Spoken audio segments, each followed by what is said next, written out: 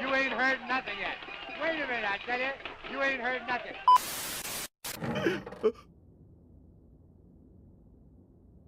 続けてくれ、ルテナント。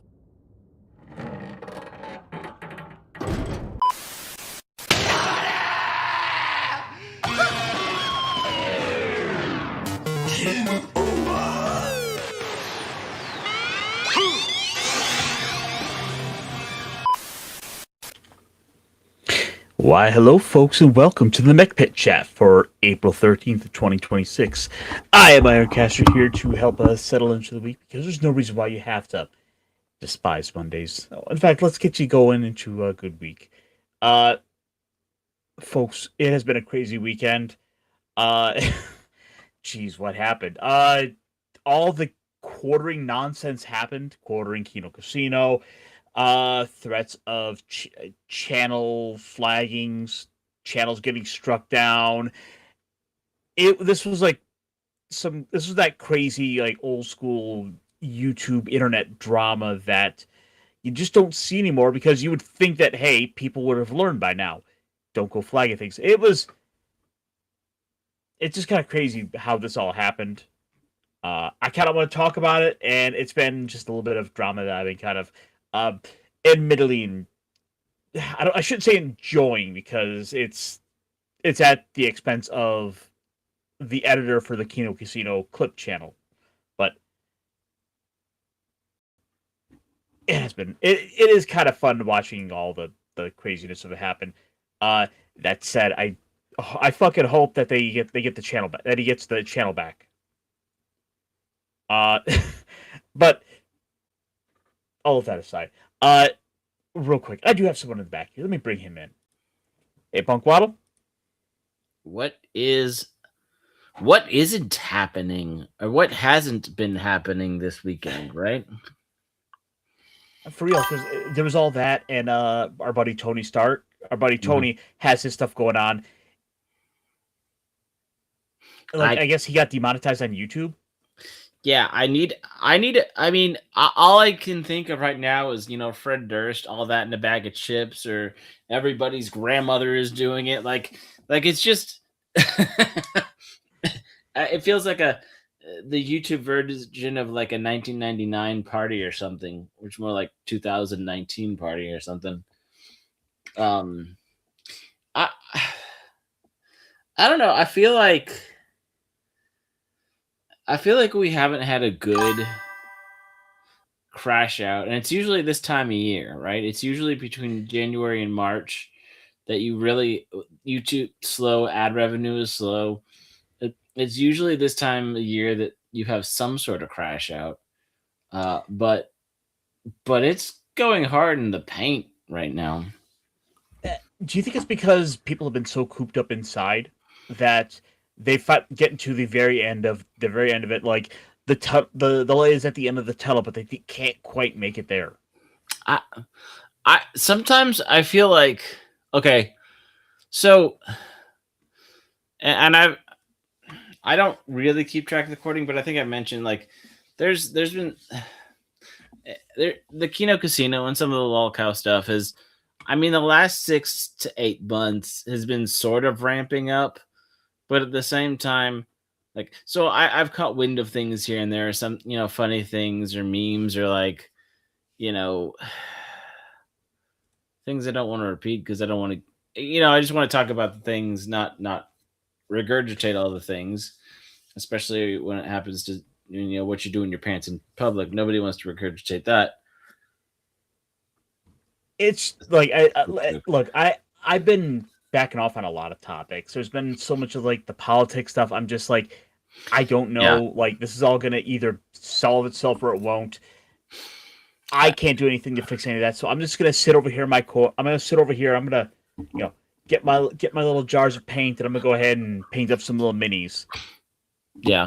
Well, I'm going to have some fun for a change. So this, I guess, was also the time of year, and I'm not going to screen snipe, but I don't know if they've been doing anymore. And I feel like it hasn't happened since I was there, but I remember on Under a Rock for the first 2 or 3 years, he did a YouTuber showdown. So it was like mock drama, like this person versus this person.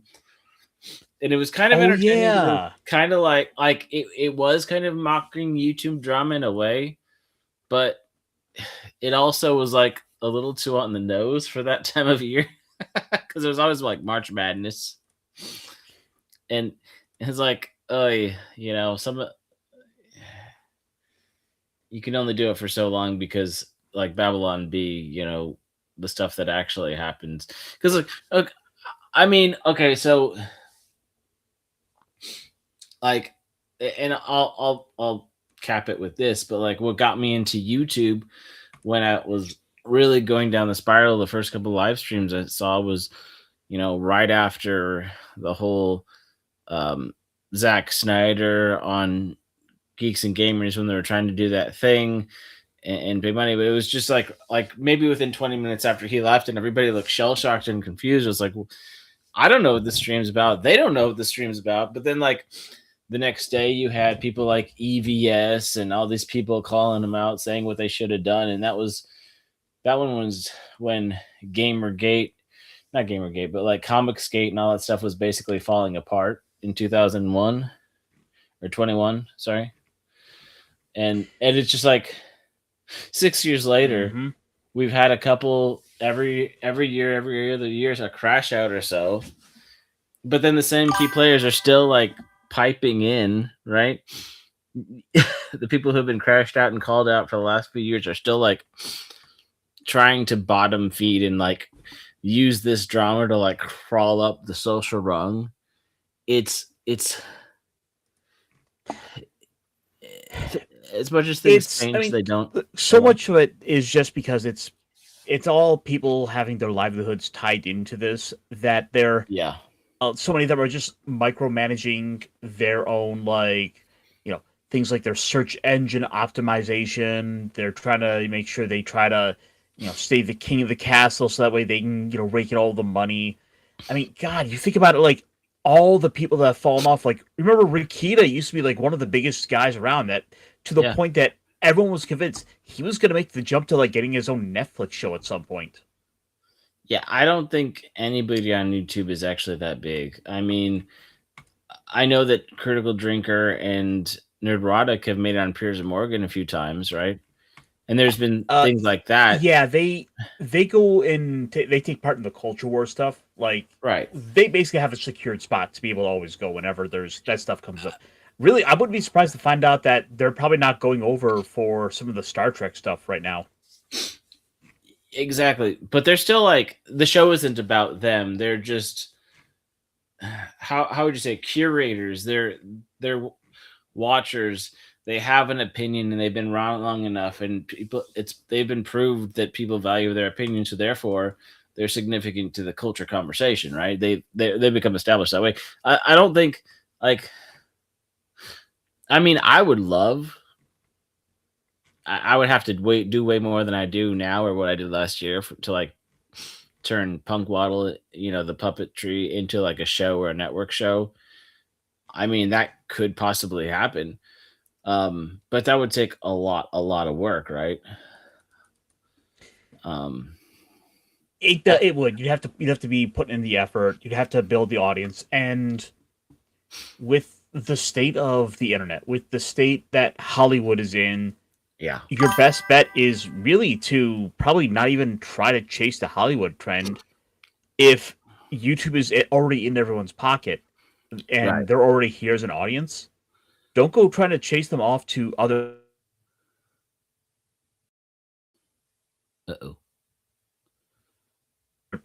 Yeah, he got. It's a pretty apt example. The guy was constantly trying to tell people, you know, quit watching here, go watch it over on Rumble, which oh yeah, by the way, as an aside, we are live over on Kick as well, for anyone who's curious. Nice. But you cut out a smidge. At the end of the day, I want people to watch no matter where you're at. Well, yeah. No, here's the thing. Like, I would say, as far as social media platforms, Kick, Rumble, all the other, you know, Twitch, those things, if you're still watching on this only style of medium, right?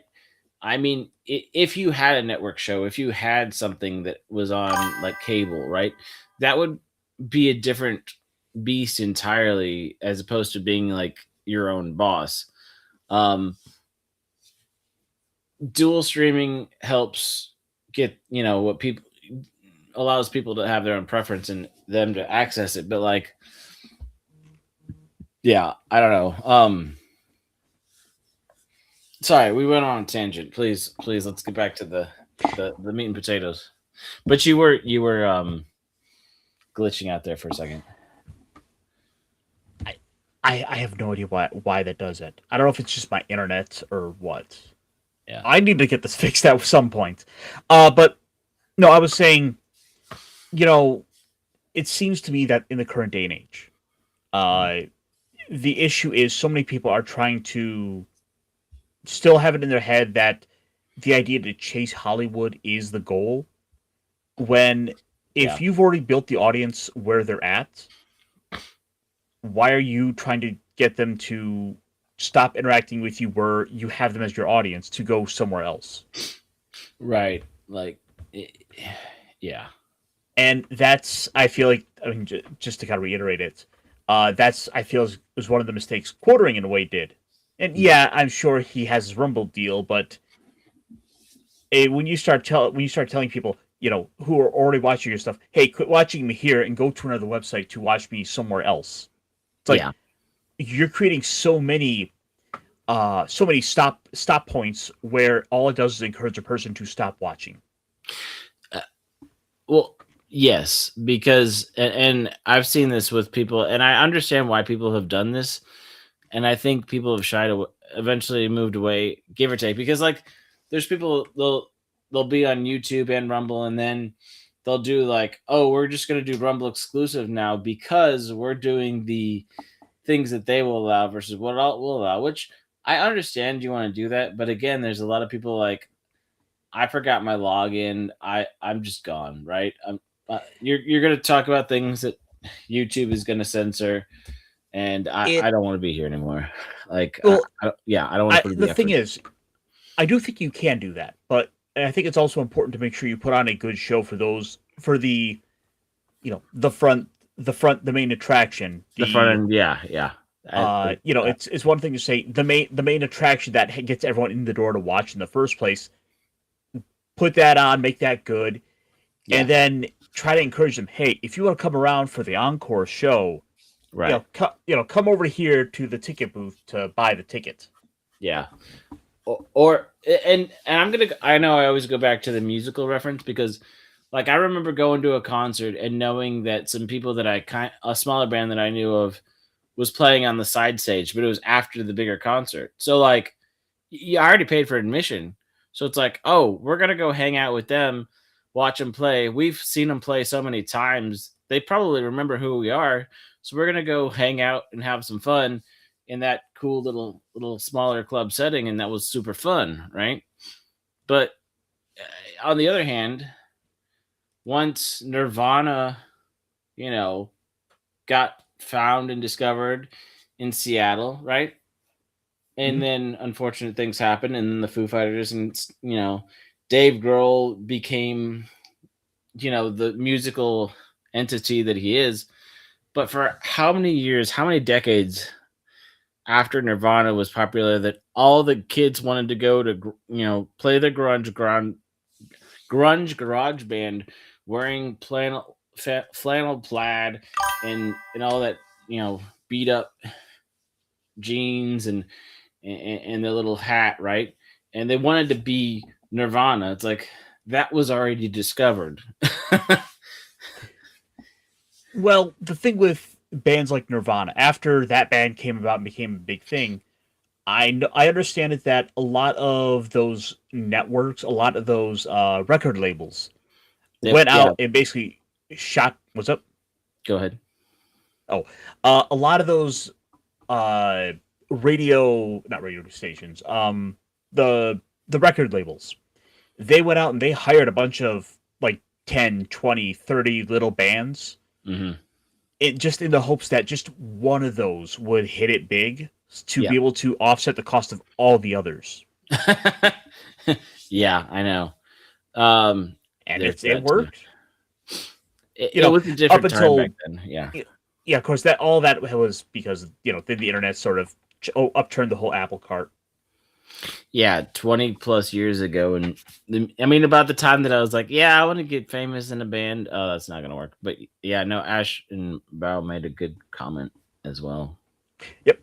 They're also telling people stop using the platform they're familiar with to go watch something they may not be familiar with, and Yeah. that's another big thing, because there are people who might be coming in the door for the first time, right? And they know YouTube, or they know Instagram, they know TikTok, whatever your platform may be, Mm-hmm. where here they are, and it's like, I know this, I have an account here, this is where I do all of my watching. I don't even have a cable box anymore. Well, and You're asking me to go sign up with this other service. Mm-hmm. And the also thing is, for a while there it was, well, YouTube takes this much percent, but Rumble only takes this percent. And then Rumble changed the percentage, and all of a sudden it's like, wait, what? I need you to go back and put your credit card information on YouTube, because they take less percent, and the other platforms will take more percent. So it's like this game, and I've seen people, get chewed out by the streamer being like, why'd you support me here as opposed to there? And it's like, I'm just trying to support you, dude. But if you don't want any of it, like, I'm out. All you need music for is Weird Al. Um, And that's that's another good point, Punk, because how many times have we seen these streamers where they get the donation? And I think really this kind of exclusively applies to a guy like DSP, where you send him the money and he bitches about it, like, oh no, well, you did it through YouTube, so now it's got to be like 2 weeks of waiting before I get the money. It's like, fuck you, dude. I didn't have to send you money. Right. I'm not. I don't have your gambling problems. I don't have your money management skill. I'm trying to support what you do, and you've been doing this forever. If you need money faster than that, I'm sorry. Right? Yes. Speaking of somebody who is in the process of, monetization, right? Mr. Jedi Master. Oh, did you miss that today? Yeah. So apparently he's been tweaking and working. Yeah, he's been tweaking and working on some stuff. I don't know. I hope that's okay to say out loud, Jedi. I know you're saying it in back channels. I apologize if. No, I missed all of that. Okay. Pop culture mechanic, you are right. But I think he's working. I'm grateful that people just want to show up and make me a part of their day, even if it's to a small audience here of like 4 or 5 people. Thank you guys for showing up, for making me a part of your week, for making me a part of your Monday, just for showing up for 5 minutes just to say hi, happy Monday. Yeah. And also good to see a pop culture mechanic. I know it's been a while since I've chatted, or I've had a stream that you popped in, or you've had a stream that I popped in. But yeah, hope you're doing well, man. But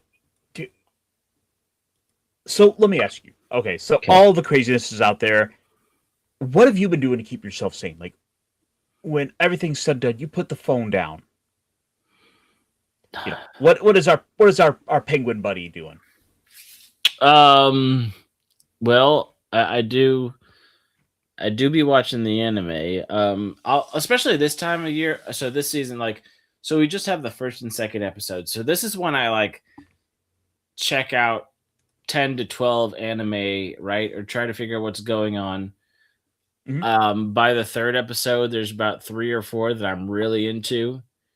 And then I'll start watching those a little bit, probably 2 that I'm really watching. And then there's probably a couple older anime that I'm catching up with. So there's probably 3 to 6 animes that I'm trying to always keep up with.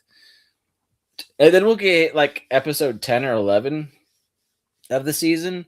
And then I'll realize, oh crap, you guys are talking about this anime that I really liked and I completely forgot about it.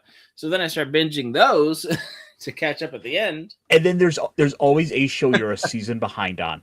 Yep. Mm-hmm. And I feel a little guilty because it's like, hey, I'm expecting. And then you also and then there's also the one show that you have a friend who's just going to talk insistently about and is like, hey, come on, you gotta come talk about this with us. Not that I know what that's like. The T-shirt. I'm totally watching Fist of the North Star right now, by the way. Yeah. But I'm also playing some of these gotcha video games, there's been a lot or free to play video games like Fortnite. I know people can make fun of me for that. I like Zenless Zone Zero, the Hoyo's waifu world, and I have friends racing horses still. I'm not. I never did the horse girl thing because here's the thing. What happened was I bought a PlayStation 5, PS5, and I played Persona 5 Royale and a few other games that I got it to do some of the Gundam games, which I haven't really played, and some of the mechanics aren't as fun, right? I really like the concepts, but some of them are just like, it feels like a chore to get through the early stuff, or sometimes the mech mechanics move slower and clunkier. But I was like, I have this thing, this expensive, and granted it's one of the first generations, right? With the disk drive, and hopefully it doesn't melt because it gets too hot. But like, I have all this room, and like current games are too much, but these free-to-play games, right? These free-to-play games are games that actually have decent story, and so I'm just going to kind of pick up on those, and because I'm being more cheap, and so there's a few games that I keep up with, and there's new ones that'll drop, but I don't really like mobile games. I'll play some on my tablet, but usually they're not as exciting. But if I can use the controller, I'm happy about that. The thing is, there's actually been a couple of really interesting updates coming with Steam, with piece of that. Yeah, with Steam, what? So first off, apparently Steam has some sort of open source game development software coming out that's effectively Gary's Mod 2. Okay.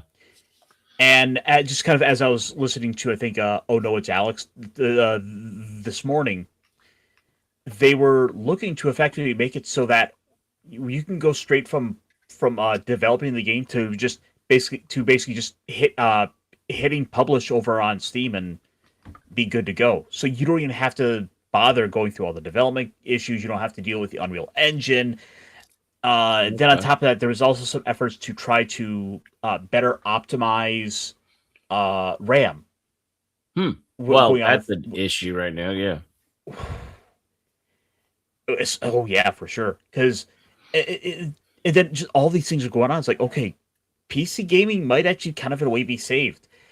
But then also, it means we could potentially get these things also ported over to the consoles where, these games that are in so many ways really blowing up, which is just the most random indie roguelike games, or, it's like always a question of like, well, what game is going to be big this week? Yeah. I mean, yeah. Because I know, Sony's having their issues on people's trust, but like I said, Steam is having their issue with the credit card companies lately, and a few other things like that. And I don't know, but sometimes we turn around, we get some kind of good news, some cool stories. Yeah. So for example, there was one story that popped up that. This was a story I wasn't exactly looking for, but I might have to go spend a few dollars this week and try out one or two new games, even though I'm still trying to work through Yakuza. Come to find out that a bunch of the Warhammer Classic titles are getting released over on Steam. Oh, nice. And some of these are like some 90s titles, or for example, Fire Warrior here was a first-person shooter that was done on the PlayStation 2, where you're playing as like one of the aliens fighting space marines. We got some of the fantasy stuff of like just all kinds of different genres out there. There's one that's like you're on board a ship that looked really interesting. I might have to go pick up. Man of War Corsairs. Okay, Warhammer Naval Combat. I didn't think I was in the mood for a pirate game, but holy crap! Like, let me go check out an old pirate game. It looks fun. Like I like these aesthetics. I like this sort of. It's when it's like good story, fun graphics. I don't like the hyper realism sometimes. Like the difference between Halo 2 original and Halo 2 remastered. I like the dark colors and the more stylized version of the original Halo 2. And it also benefits with those games that if they have a good art style, Mm-hmm. they wind up looking good for longer. Whereas if you're trying to go for the hyper realistic graphics and try to keep Mm-hmm. that up and going, that stuff in a few years is gonna start looking dated. It's gonna start getting beat by newer titles that are doing that as well. Which is yes, Always room right, for more. yeah. Like that's why. Well, I haven't tried Borderlands 4 because reasons, but Borderlands 2, Borderlands 3, like those stylized kind of cell shaded that stuff. I've always liked things that are a little bit more surreal, not hyper real. I mean, I like puppets too, so that tracks, right? Mm-hmm. Oh, that would be great. By the way, if we get some kind of like goofy Muppet like, oh, like I would say like the Overlord game, where you were just leading a bunch of Muppets into battle. And I don't mean Overlord as in the anime. I mean this was a game where you are like the Sauron like figure who has to arise like waves of minions to go out and like conquer the realm. Like, yeah, somewhere between the Labyrinth, Minions, and Muppet Babies. Like Pikmin meets one of those games. Yeah. Okay. Like I could get down with it. I think it'd be a pretty cool game. And then you can have like different Muppets where like, oh, you gotta like go to like the the cotton mines to have them farming felt. Just don't go to cotton fields. Yeah, cotton fields where the big boss might be like a wheat thresher or something, a cotton gin. Do you think what kind of alcohol do you think puppets drink? Gin? Oh, hold on. I mean, I feel like each would have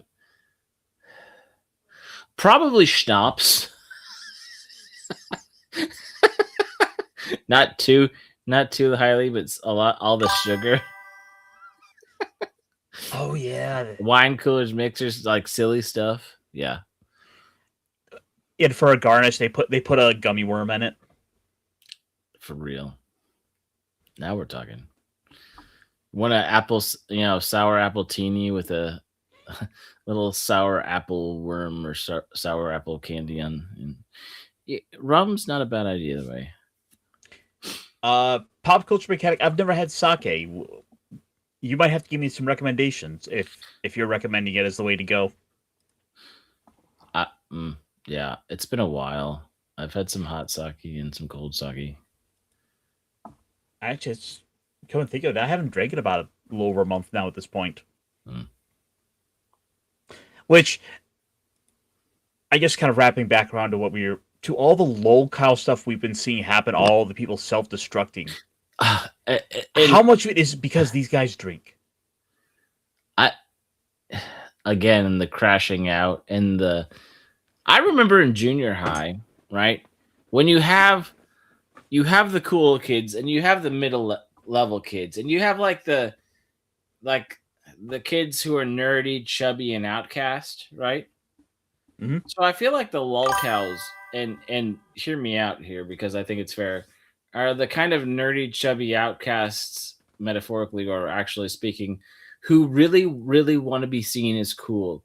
So they're the kids that are almost the lackeys, but it's like they want to be a lackey, and so they'll show up and they'll try to prove themselves cool, and they'll like dog eat dog world on each other, right?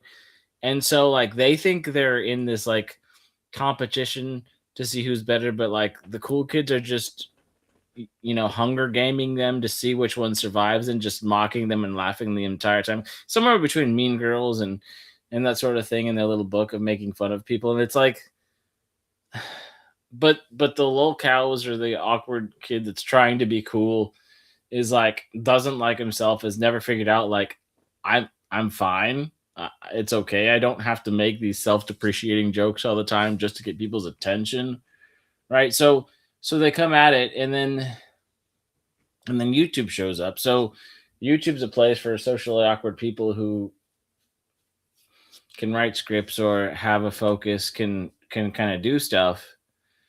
And you've seen like some of these lolcows, but you see not in just the lolcows, but some of the, you know, the Well, Comicsgate people, and like the way a they've all lot of the called, problem, huh? a lot of the problems are stemming from just the, the constant airing of themselves out there to put themselves in front of the camera. You've got that on top of that as well, the inability for them to take criticism Yeah. Yeah. or accountability for the things they do or stream, the way they handle it when they can't control the narrative, when the story has gotten past them. Well, and that's the biggest thing, because and this goes back to, I think, successful and sort of things, right? Even actors and actresses, right? You have a character or a persona you play, right?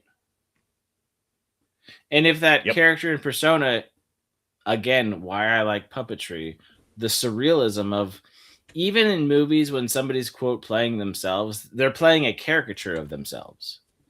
So who they are on screen isn't exactly who they are in real life, even though it's loosely based on that, right? And they could have weird ticks and do funny things and have fun just playing with quote lore. But at the end of the day, if somebody mocks the caricature or the thing on the screen, it's just a character, right? I'm not sharing, like, guys, I'm not a real puppet. Sorry. Like, I'm not sharing super personal things about myself, right? Right. And there's times that I have delved into certain things and with certain people, which at a certain point I almost regretted, because they didn't understand the difference between the show and the person, right? Mhm. So if I don't need you calling the the creator out and doing things when we're dealing with characters, because again, I don't want to I don't want to live in that drama. I don't want to be part of that YouTube drama. I want to create a character that's fun, right? And I think that's the biggest thing of the lolcows is they're just putting themselves on display, and they think that's what famous people do or influencers do. And they don't. It it's just frustrating to watch because some of these guys, Yeah. you want to like them, but then they can't help but get in the way of themselves. They aren't willing to accept any sort of accountability. They aren't willing to listen to fair criticism. It's got to be control the narrative, control the story, and eventually, at some point, it's like, look, I just want to be entertained here. And if you're gonna do like 20 coffee ads for your videos, like, Yeah. Your own coffee. I'm sure I could go other places to get this same information. I was here for you, but you're making me not want to be here after a Right. while.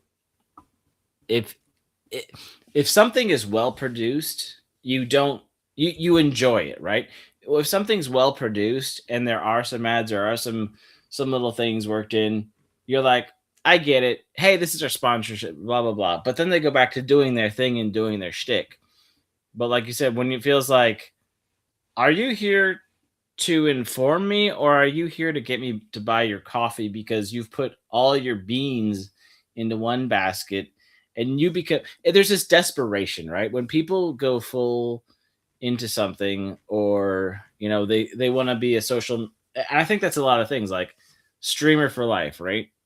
I mean, there was a time 5 years ago when the Quartering had 2 to 3 YouTube channels. He talked about how he was on the phone with Susan all the time, whether that's true or not. But he acted like he was this cushy guy. He knows what's up. He's there for for the little guy, all this stuff. Like he was writing pretty well, right? And then some point, I don't know what shifted. Well, he began to working with some of the co-hosts. He started doing more live stream, right? Where it wasn't as scripted and you could start to see the difference between scripted and who he was off the cuff, right? Or he was trying to chase after the people who were off the cuff, and like some of these guys that just kind of live stream all day, unless you're Shark Tank, right? And you're just completely absurd, ridiculous. Like you can't maintain that level or that energy forever. It's just sad the way to see some of these guys fall apart. And listen, I think you kind of have the right idea at this point. Like I've been the last week or so, especially been filtering out my feed, and the channels I watch, because some of these guys are getting really sad, and it's like they don't want to accept any help. Like for example, Styx Hexenhammer has basically made the same like video, but I don't want to grow up. I want to roll around on the floor and say, screw you to the idea of being an adult. He's done the same video like a dozen times now. It's like, Styx, you abandoned your kid to basically drink alcohol all day. At some point, you need to be held to account. And if there's nothing I can do about it, but I'm not going to sit here and support you. I'm not going to watch you anymore. I'm out. Yeah. Oh, but you know who I am going to support? Who? Stacks. Hey, fellas. I woke up from a nap. What did I miss? Oh, you're just kind of laughing at the quartering a little bit. Yeah. Well, it's yeah. Go ahead, Snacks. No, it's okay. The quartering is, I don't know. It feels like he just. Yeah. I don't know what to say. There's like no passion in him. He just like goes through the motions. Well, honestly, I remember a couple months ago now, somebody was talking. There's something about how his viewership and numbers were dropping, and then he went on to use a graph, and then he used Nerdrotic, Geeks and Gamers, and those be like, see, their numbers are dropping too. Like he basically was like, they're my peers, and we're all going through the same thing. And I was like, you and Jeremy Prime had kind of a goofy thing about who likes Brie Larson more 5 years ago. the thing is, D-Day Cobra or Good Jer. Yeah. He clapped it back hard. I know.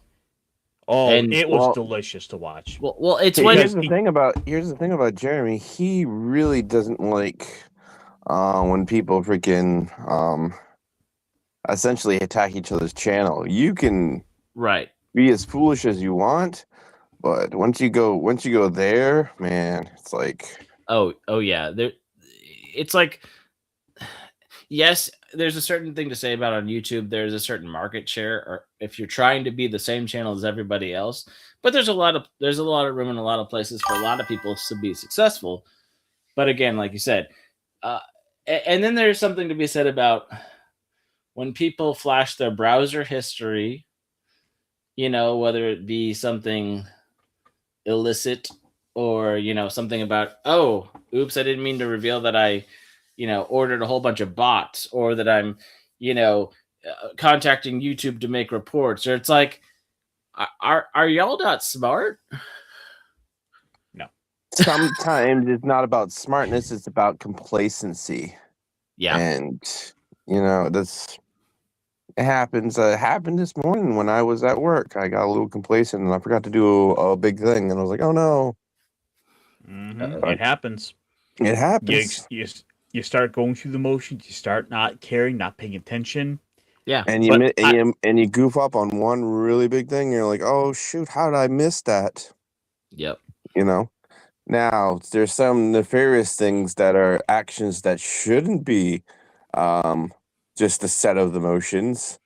Yeah. But sometimes people, it's like, how many times has that happened to people and we've not known about it? It's like it's like the soft drama of people just, you know, is this the one time that everyone's smelling what the Rock's cooking, or has the Rock been in the kitchen the whole time? You never know. Yeah. So, with all of that said, I think it's worthwhile. We've had our fun. We've had our laugh at guys like that. I haven't we been need to subscribed keep- to him in 5 years almost. It was around the time he started the coffee company is when I stopped. When I unsubscribed. I want to say Because- about 6 months before then, I kind of unsubscribed just because I was just not really watching him. Well, for me, Or I think it was YouTube the fact that unsubscribed me. Yeah. For me, it was the fact that I had about a half dozen other guys in my feed who were already covering these stories. But so by the time he dropped a video at 2:00, there was already 3 guys in my feed that covered it. Yellow Flash already dropped a video. Geeks and Gamers was already talking about it. This stuff is old news by that point. And even when he's the first one, it's just like, is he the voice I want to hear? Yeah. Well, even then, he was rarely ever the first voice because the guy would oftentimes just wait to see which way the wind blew before he posted his videos. Mm-hmm. Just to And see I what don't really actually care. was tracked. I don't mind that either. It's just like you keep your ear to the thing, and that's like catching the vibe. And you're reporting on the vibe is fine. I don't care. Yeah, I mean, but there's I will say in as far as patterns go, if what Iron Custer said, if somebody is always just waiting to see what the algorithm or social stock market has decided is important and waits till it's it's hit its high already and it's about to drop and then drops, buys into it, and it's like, well, if you had bought in, a day 12, 16 hours before, right? Your prices would be rocketing, but because you bought in when it's as high its point in about 12 hours, the return on your investment is kind of it's less great than when you would have done it from the inception. Yeah. Right. You might have broken even in social stock standpoint, right? But you didn't really do anything to help yourself. It's like, oh, you're aware of what's going on too. Cool. But if you're not adding something new to it, right? It's just like, okay. Again, it's... Yeah. Wasn't he the one who would pump out 3 videos a day at one point? He was doing 3 to 5, kind of like Holy what shit. Culture Casino's doing now these days. I don't understand that. No, he does way more than that because he's got other channels. He does a live stream as well, and in many cases it's taking that live stream and then cutting up into bits while he's going. Some of that too, I think. Yeah, but I think quartering in his peak, he had the Westerner. He had that was about one was more political, one was just social climate, and he had at least 3 channels that he was trying to do right before he started working with Sydney Watson and some of those other ladies that have popped up. I quit watching him after that. Actually, I quit watching him before that. I wasn't watching him. Again, I've always been one of the people that have been that person keeps popping up for stuff. They keep on getting on who was the guy with the beard? The Jack Murphy. Yeah, Jack Murphy with Sydney Watson, the FU respectively or whatever.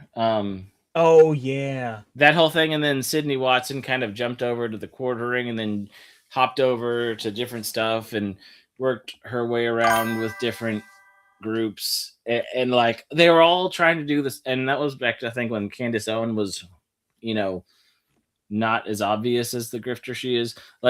There was a time where it was just... Honestly, she's always been obviously a grifter, but she's guys did. There was one point in time where it's just oh, yeah, I think she's no longer a grifter.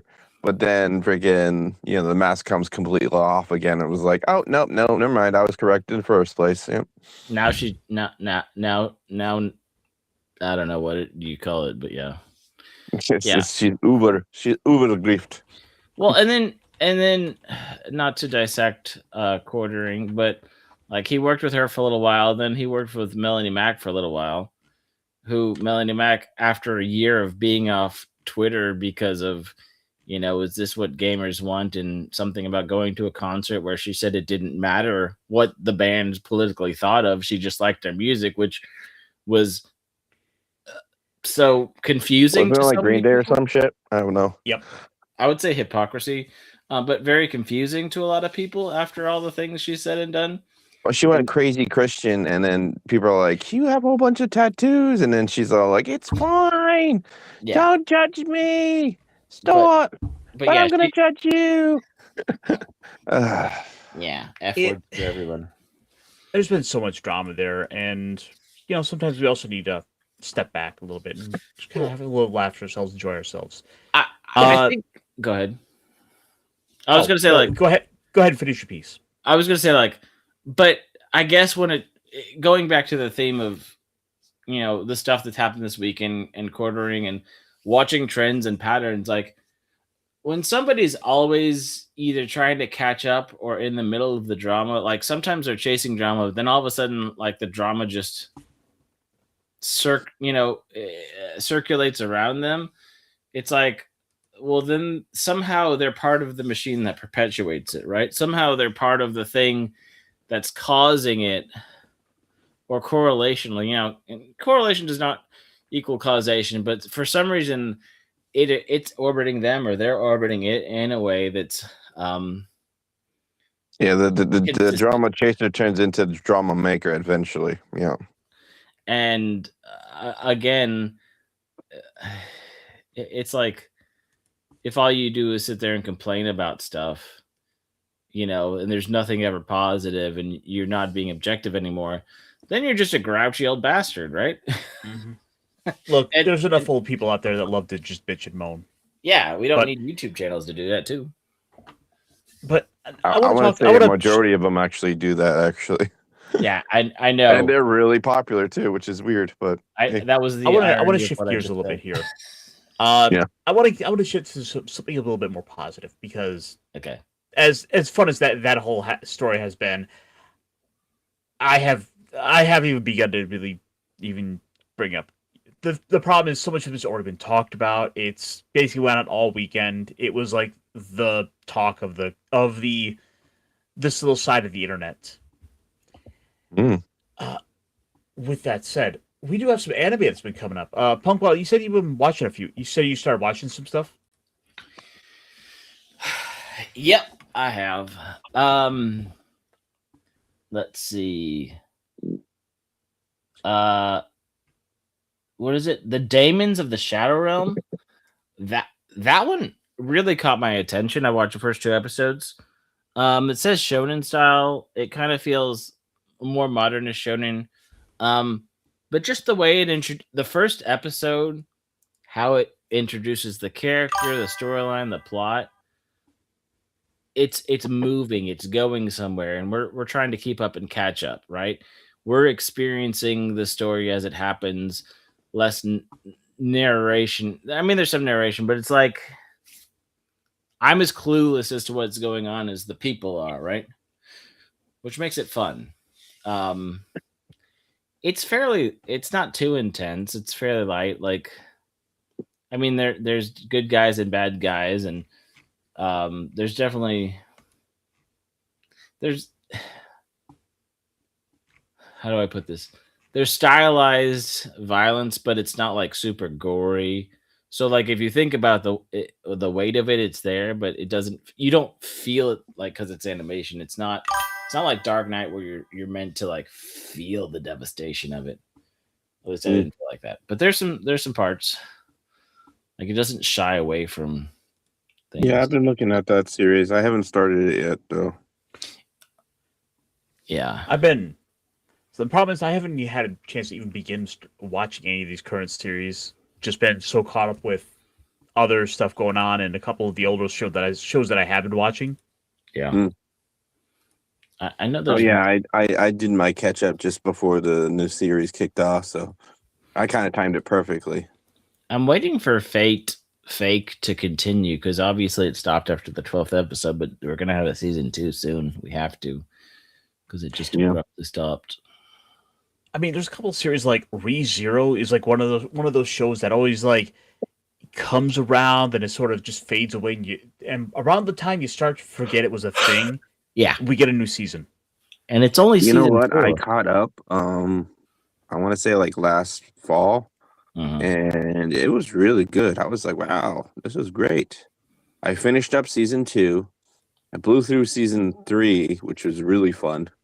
And season 4, I caught the last episode, and it's pretty much picking up where it left off. So, because mind you, season 1 aired in 2016, so this show has been around a decade now. Yeah, and we've only had 4 seasons. Well, season 1, it took a while for season 2 to kick off again. It took like what 4 years before season 2 was popped up again. So that's like 2020 almost. Yeah. Well, and that's 2020.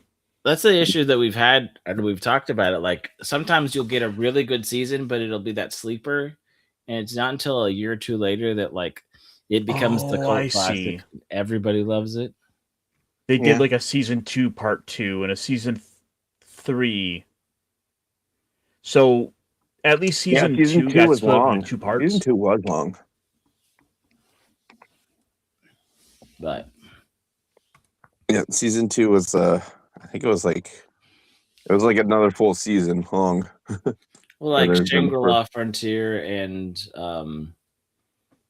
Solo Leveling, it's like we knew we were getting the next one within a year, so you don't feel like you have to wait that long. But it's like you get invested in something and you love it, and you're like, are they ever going to do another season? Like nobody talks about it. And 5 years later, they say like, oh yeah, we're going to do it now.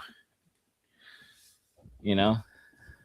Sounded the bookworms continuing. That's pretty good. I've heard a lot of praise for it. Really I might go check out this Gals Can't Be Kinda Otaku. I was hovering around that too. I haven't watched it yet. I mean, Farming Life in Another World season 2. Slime, Isekai Slime is probably one of my favorites. Just like Isekai slop. But it's good stuff. I like it. I've watched the first episode. Yeah, it's very good world building stuff. That and when you check out like Mistress Kana is devilishly easy. Like, what's this about? That is about the daughter of Beelzebub going to Earth to feast on souls, but then she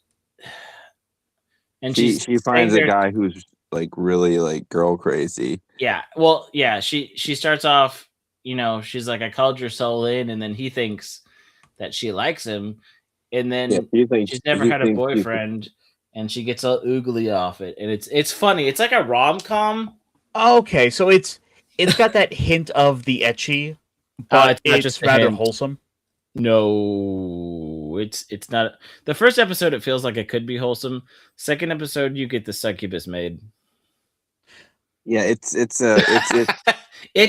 comedy etchiness. Yeah, yeah, it's yeah, but it's gonna ride that line.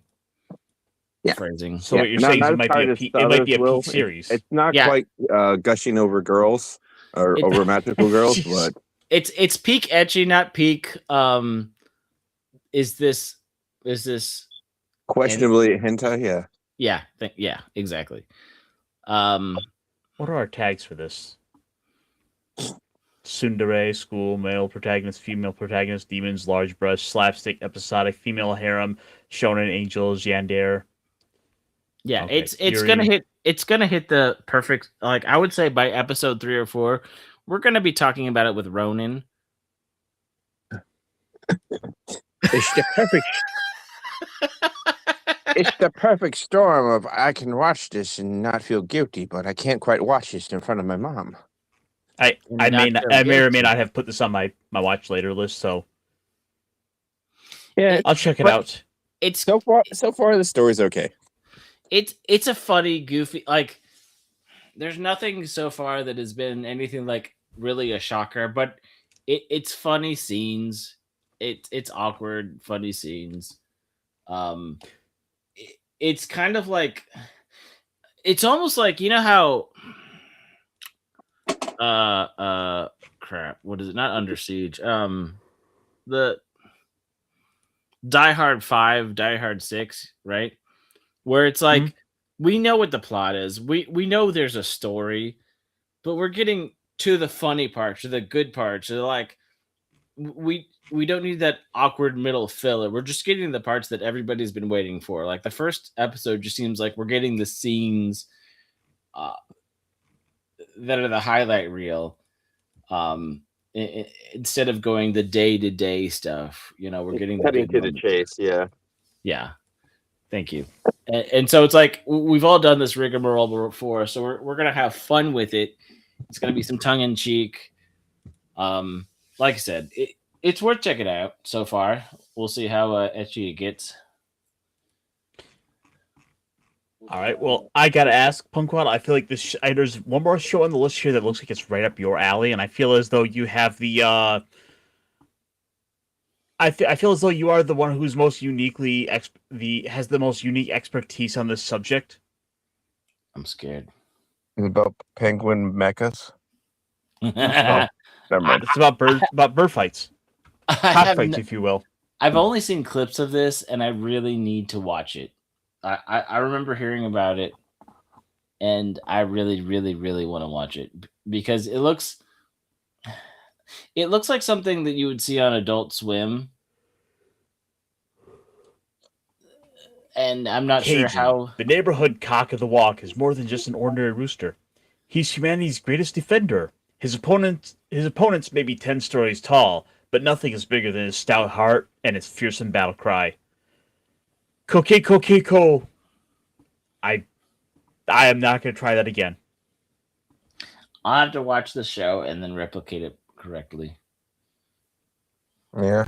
Yeah. I mean, if he had a purple mohawk, it'd look cooler. I mean, here's a female one with a pink one. It's close. Not the same, but close. And this is on Crunchyroll? Apparently. Yeah. I'm just like clicking all the buttons, like, and apparently it's showing up over on Disney Plus. So this is one that's apparently just going wide. Is that because it's on Hulu? Or I always wonder about that because Hulu's now on Disney Plus. Yeah. Oh, yeah, and Disney Plus too, so that might be a reason and Adult why. Swim. Yeah. Okay. Yeah, it is adult. I mean, it looks like Archer style like outlines. You get what I'm saying?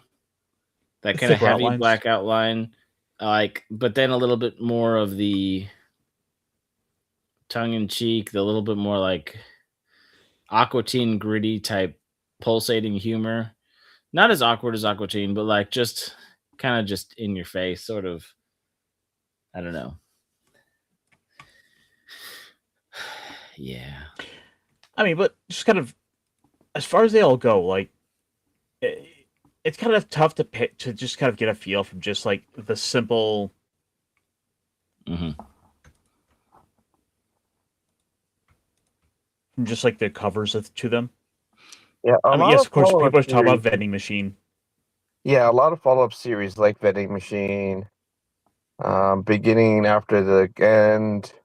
What's the other one? Farming in Another World. Yeah, those ones are they're continuations because they had a season prior, but they were really good. Ace of the Diamond. That sounds like a baseball one. Mm-hmm. America's Love Meter Malfunction. What? Yeah, Hold so on. I think I did watch a preview for that. I think they're short, and I think that. Oh yeah, 6 minutes. But like, where do these air? Oh, Vale Ocean. Yeah, never mind. This is like a whole Yeah. other service I have no idea about. Ocean Vale goes for the mid-range ecchi to, I don't know. They get some stuff that's a little bit more interesting. Yeah. I'm waiting for another Girls and Guns series, but we haven't seen one of those in a long time. But guys, I have a question. Mm-hmm. Do you like big girls? Is that Ocean Vale? Do you like? It is Ocean Vale. Mm-hmm. Yeah, that looks like one of those anime that I watched in my alone time. Allegedly. Allegedly, I yes, mean, yeah, purely right. for YouTube research, of course. Yeah, you for research, yes. Yeah. I gotta know what the cool kids are talking about. Mm-hmm. There is some very ecchi looking things. I know. I was like, what the heck are these? Like, yeah, this I don't need the roosters. Ingoku Danshi Deviant Apartment Complex. It's a place where greedy wives live. A married woman's erotic surprise. This is the extreme suspense of a married woman by the author of Libido Hunter Takeru. In this story, a group of perverted married women wearing the mysterious libido cross costume that amplifies human desires come under attack. Protect the apartment complex from the threat of perverted wives. New janitor Yoshida. Is this Oceanville again? Number 3 highest rated in 2026. Number three most popular 2026. And they've only had like one episode. And again, Oceanville. Yeah. Yep. Like they're hitting the market for that. Like Oceanville is a service. They're legal, right? So that's with all the crackdowns on piracy, for whether you agree with it or not. There's also Crunchyroll and High Dive, right? But there's certain places that will not pick up certain shows, right? For better or worse, they're kind of in the middle there, catching a bit of that at no man's land. I don't know. Is that the right word for it?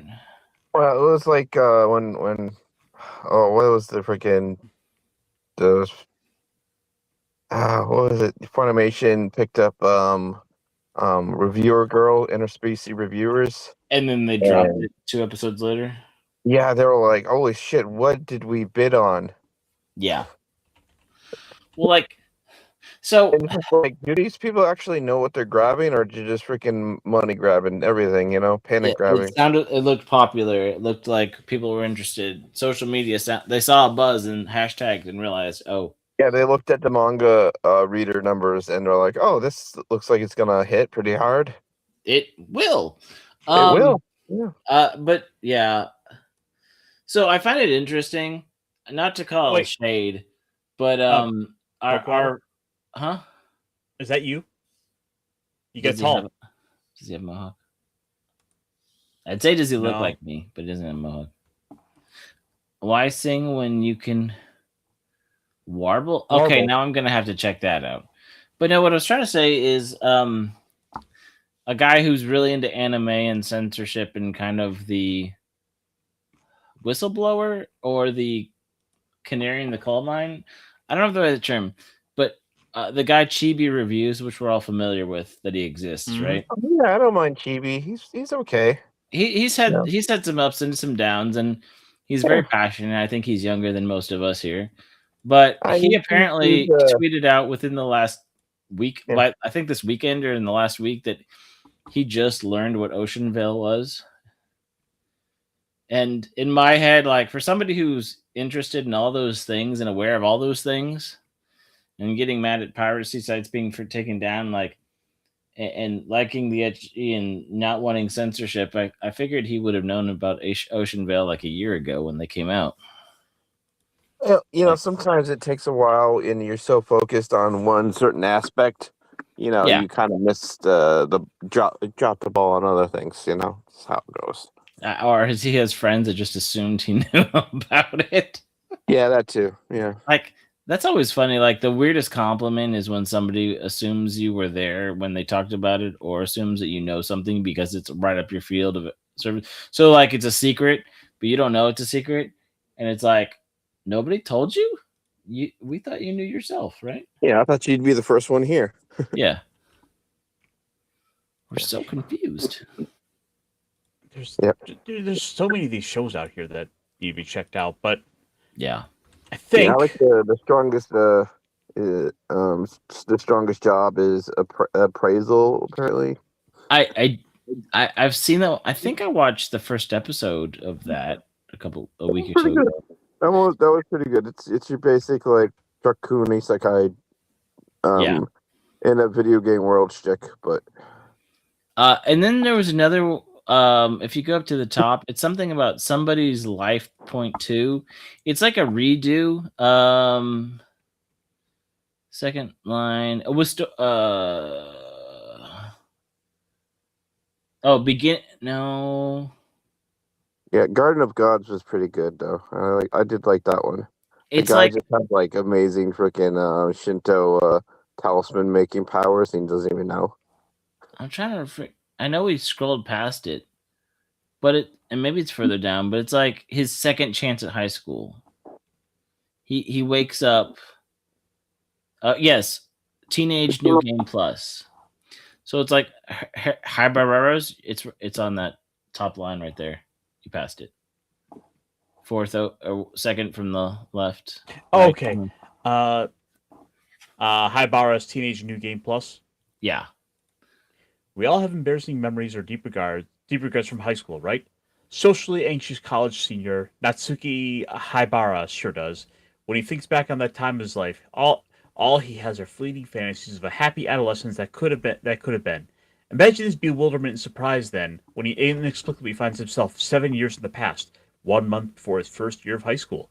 Mm-hmm. Can Haibara avoid his previous mistakes, make his way to the top of the school's social pyramid, and end up with the girl of his dreams? Or will he be forced to relive 3 years of solitude as the most hated guy in school? He'll need all the help he can get in order to succeed, from a workout regime to an online how-to guides, a childhood friend, and plenty of sheer willpower. Watch as Haibara takes a second shot at his teenage years. So it's kind of the fantasy that everybody's had that what if, and so they just straight up went for it. Like, okay, so he's like, oh, what if I could go back? And all of a sudden it's like, and so it's.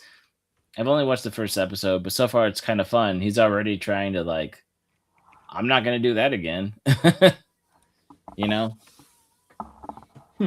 Yep. It seems wholesome enough so far. Okay. That's good. I like a good wholesome show. Unless he gets really weird. So far, he's just trying to be a better version of himself, and he seems like he's. Yeah. Sounds good. I mean, they all can't be existential dread.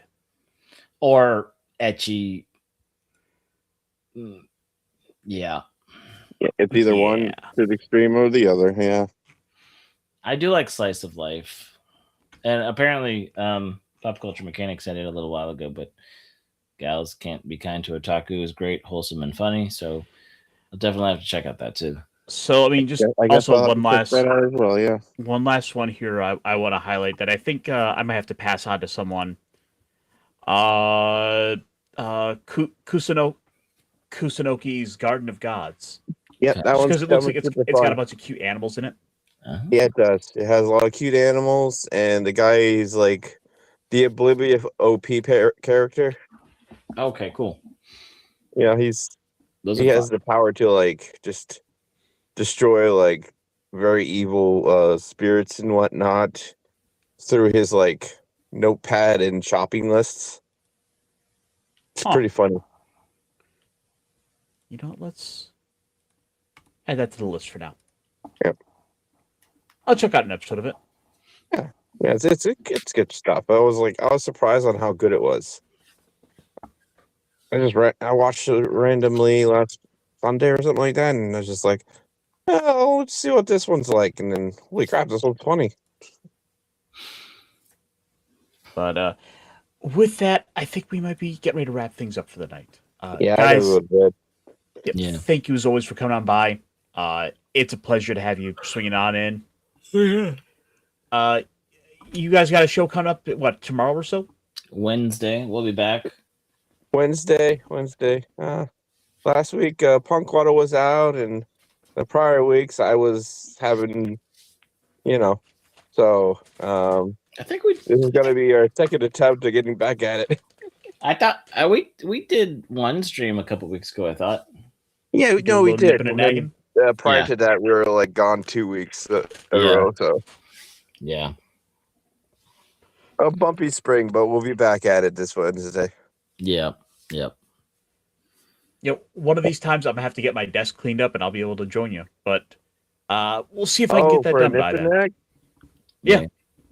Yeah, we should do a nip and nag one of these days. Yeah. I have a big backlog. I really do. Same. I've actually been slowly like chewing through it all. Like I've got plenty of Warhammer stuff that's been painted up, more that's been kind of starting to get assembled. So, Yeah, I got a bunch of real grades. I just, super happy. I got the Sasabi. Nice. So that's gonna be fun to build, and all the other ones got I've this been guy. kind of been on the backlog. Ooh, look at that. Gave me little accessories. This Yeah. pods. Nice. Yeah, I just finished one of my frame arm girl Hmm. from Karabukia. That was a really good build. There was a bunch of securing and cooling I had to. I even lost a piece into freaking Narnia, so I had to like fabricate it with a bread clip. I feel like you always lose one very important piece per Gundam. Yeah, it was actually frame arms girl piece, but I actually replicated it pretty well. I was surprised. Okay. I was like, I Yeah. put it on the back shoulder instead of the front shoulder, but I was like, you know what? If I didn't know better, I'd say this is a normal piece. Nice. I remember when I used to like build on a big in a big tile open room. So like every time I heard it, I launched, I'd go click, click, click, and I'd hear it, and it was a nice wider beige. So usually the offset of coloring and hearing where it bounced, I could find it. Yeah, echolocation, all that stuff. Yeah. Unfortunately, I have carpet that's all. Yeah, I don't like Yeah. carpet. Oof. Yeah, and it's like green digi.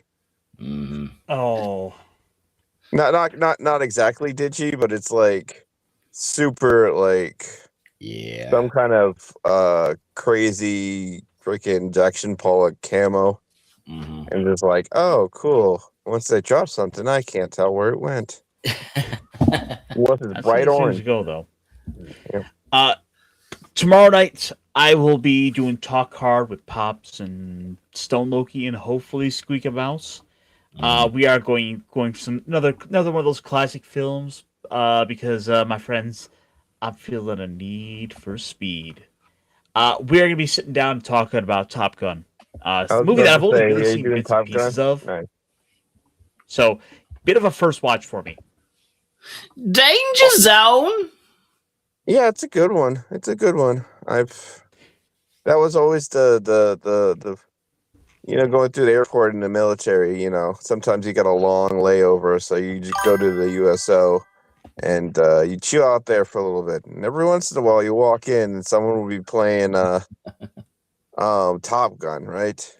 It's kind of a weird tradition, and I don't know if it's still the tradition's still active now. But they would check out Top Gun. They would put it into the main like movie watching area, right? And then they would go to their flight. So you would have just Top Gun playing and nobody watching it. And then you just like come in and you sit down and you just watch Top Gun because it's on.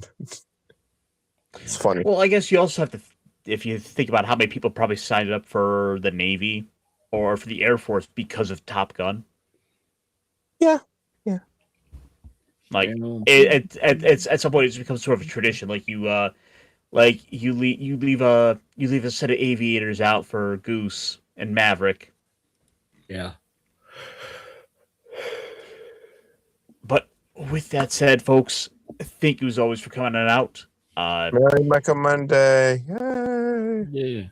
Yeah. Yay! And I think with that we're gonna be going out with one of my favorite clips. So take care, folks. Remember, the week's just getting started. Don't push it too hard. Well, that'll push it to the limit. Push it real good. Bam, ba-da, ba-ba, dun, dun, dun, dun.